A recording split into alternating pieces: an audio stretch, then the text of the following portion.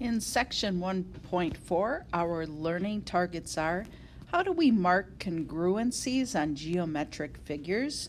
And how do these marks help me solve problems? So stop the video and look through the vocabulary words: congruence, midpoint, segment bisector, perpendicular bisector, and angle bisector, and learn those definitions. So we're going to go on to congruent line segments. So my first statement says segment PQ is congruent to segment SR. So PQ is congruent to SR. So I'm going to use one slash mark for each of those segments, and then PS is congruent to RQ. I'm going to use two slash marks. Congruent angles. There was a mistake on this one, so change that second angle in the second congruency to PQR.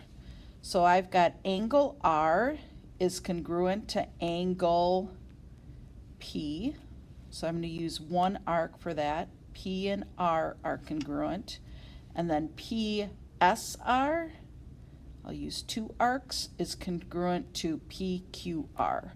Remember that you have to use the middle letter to show your angle. Midpoint. L is the midpoint of EF. So we are going to show that EL is congruent to LF with slash marks. Angle bisector.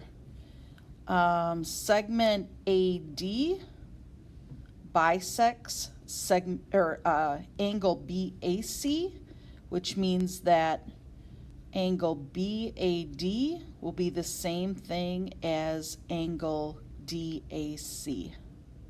So I'm going to mark those.